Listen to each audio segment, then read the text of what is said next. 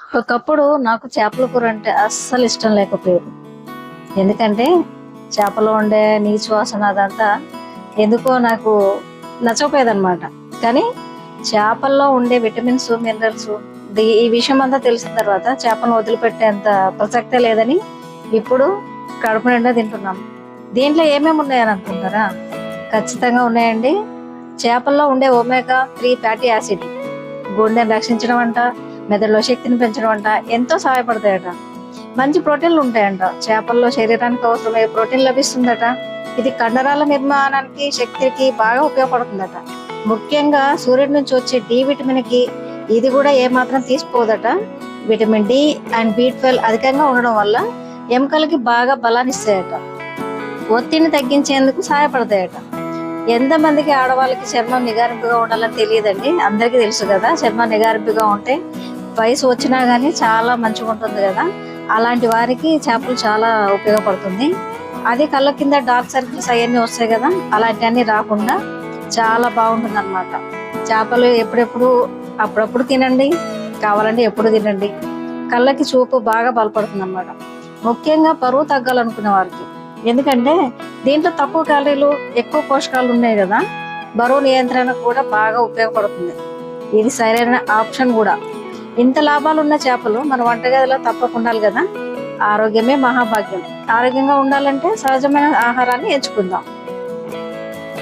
చేపల్లో ఉండే omega fat వల్ల రక్తంలో చెడు కొలెస్ట్రాల్ స్థాయిని తగ్గించి గుండెపోటును నివారించడంలో చాలా సహాయపడుతుంది. మెదడుకి శక్తి పెరుగుతుంది. పిల్లలకి చదవడంలో ఏదైనా ఇబ్బంది కలిగినా కానీ, చదివింది కూడా జ్ఞాపకం ఉండలేకపోతుంటే ఇలాంటి వారు కూడా చేపలు బాగా తినిపించండి.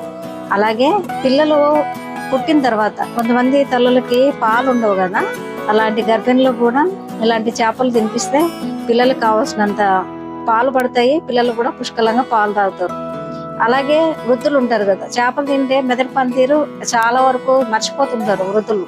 అంటే కొంచెం వయసు వచ్చిన తర్వాత వాళ్ళు జ్ఞాపశక్తి కోల్పోతుంటారు కదా, అలాంటి వారికి కూడా మంచి జ్ఞాపశక్తి పెరుగుతుంది.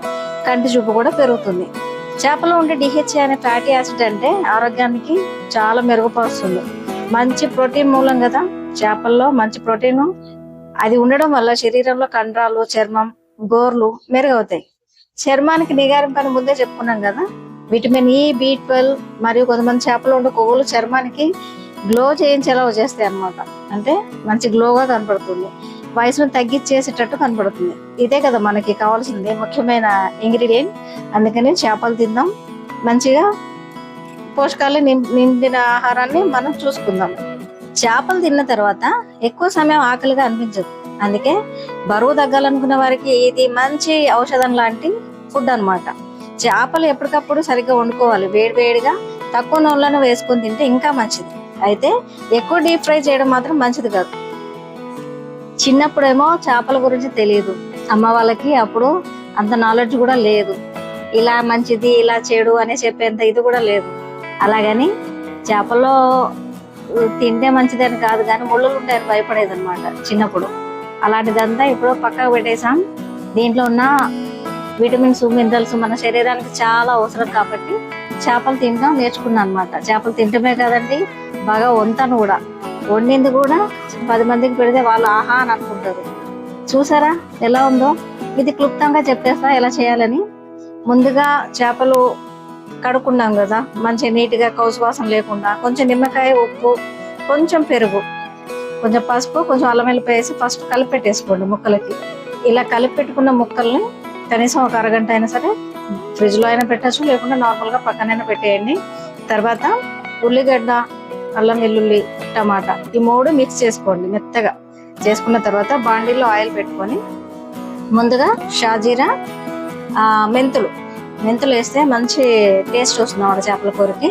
అది వేసుకోండి. అది వేసి చిట్టపట్ట అన్న తర్వాత కొంచెం వేగిన తర్వాత ఈ పేస్ట్ ఉంది కదా, ఉల్లిగడ్డ, టమాటా, అదంతా పేస్ట్ దాంట్లో వేసేసుకోండి.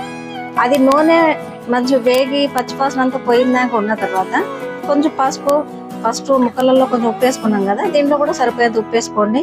తర్వాత కొంచెం దాంట్లో అల్లం వెల్లిపాయ వేసుకున్నాం, దీంట్లో కూడా కొంచెం అల్లం వెల్లిపాయ వేసుకోండి. ఇదంతా దగ్గర పడిన తర్వాత కారం పెట్టుకోండి. కారం పెట్టి కారం పచ్చివాసన పోయిన దాకా, నూనె అంచులు విడిచిన దాకా ఫ్రై చేసుకోండి. ఫ్రై చేసుకున్న తర్వాత ఇప్పుడు ఎంతమంది నానబెట్టుకున్నాం కదా చేపలది, ఆ ముక్కలు అందులో వేసేయండి. వేసిన తర్వాత ఆ ముక్క కదపకుండా చిదపకుండా కరెక్ట్ గా బ్యాలెన్స్ చేసుకుంటా కలుపుకోండి. దాని తర్వాత చింతపండు పులుసు వేసుకోండి, దాంట్లోనే జీలకర్ర మెంతుల పొడి వేసుకోండి. ఇవన్నీ వేసుకొని తినండి. చేపల కూరలో ఉన్న ఔషధాలన్నీ మీకు కూడా లభిస్తాయి.